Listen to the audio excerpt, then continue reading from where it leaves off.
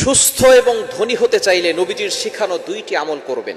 নবীজি সাল্লাল্লাহু আলাইহি সাল্লাম নিজে জানিয়ে দিয়েছেন, যদি আপনি সুস্থ থাকতে চান এবং ধনী হতে চান, সম্পদশালী হতে চান, মনে রাখবেন নবীজি সাল্লাল্লাহু আলাইহি সাল্লাম যে আমলগুলো আমাদেরকে শিক্ষা দিয়েছেন, A to Z সব কিছু আমাদেরকে শিখিয়ে দিয়েছেন, আমাদেরকে বলে দিয়েছেন।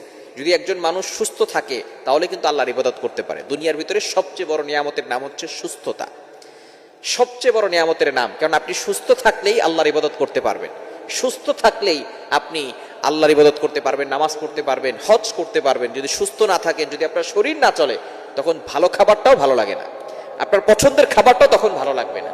এজন্য সুস্থ থাকা এটা আল্লাহ তাআলার কাছ থেকে অন্যতম একটি নিয়ামত। এবং দ্বিতীয় নম্বর হচ্ছে সম্পদ সকলেই চায়।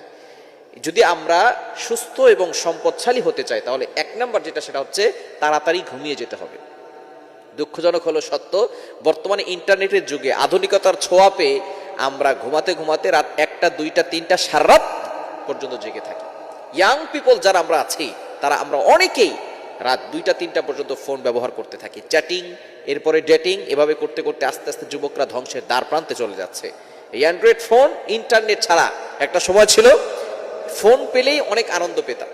ফোন পেলেই যে একটা ফোন আছে তার মানে অনেক কিছু আছে। এখন যদি ফোন থাকে আর ইন্টারনেট না থাকে তাহলে এই ফোনের কোনো দাম থাকে না। যদি ফোন থাকে আর ইন্টারনেট না থাকে তাহলে ফোনের কোনো দাম থাকে না। এই ইন্টারনেট এসে ভালো দিক আছে, তবে ভালোর দিক থেকে আমরা সকলেই বেশি খারাপের দিকে ধাবিত হয়ে যাচ্ছি।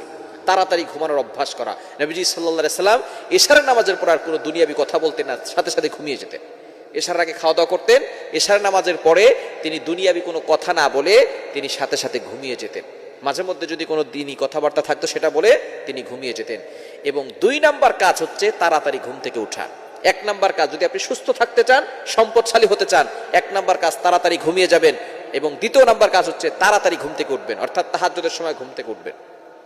এই সময় আপনি আল্লাহর কাছে কান্নাকাটি করবেন। অভাবে পড়ে গেছেন, সম্পদ নাই, আপনি বিপদে পড়ে গেছেন, টাকা পয়সার অভাব, যত ধরনের সমস্যা আছে, তাহাজ্জুদের নামাজ পড়ে আল্লাহর কাছে কান্নাকাটি করেন। বুখারী শরীফের হাদিস, নবীজি সাল্লাল্লাহু আলাইহি সাল্লাম জানিয়ে দিয়েছেন, এই সময় আল্লাহ তাআলা প্রথম আসমানে বান্দাদেরকে ডাকেন। মুয়াজ্জিন 5 বার মানুষকে ডাকে, হাইয়া আলাস সালাহ, হাইয়া আলাল ফালাহ, কাম টু দ্য সাকসেস, সফলতার দিকে আসো, কল্যাণের দিকে আসো। একটা সময় এমন আছে যে সময় আল্লাহ নিজে প্রথম আসমানে এসে বান্দাদেরকে ডাকতে থাকেন, বান্দা কার কি লাগবে আমি আল্লাহর কাছে বলো। এই তাহাজ্জুদের সময় খুবই গুরুত্বপূর্ণ সময়। অনেকের সন্তান কথা শোনে না, অনেকের স্ত্রী কথা শোনে না, অনেকের স্বামী পরকীয়ায় লিপ্ত আছে, অনেকের ভিসা হচ্ছে না, অনেকে বাইরে যাবে, দালালকে টাকা দিয়েছে, সেই টাকা দালাল মেরে খেয়েছে, টাকা পয়সা আর পাচ্ছে না, কঠিন থেকে কঠিন বিপদে আমরা পড়ে যাই। অনেকের মেয়ের বিয়ে হচ্ছে না। যত ধরনের সমস্যা আছে আপনি তাহাজ্জুদের নামাজ পড়ে আল্লাহর কাছে বলেন।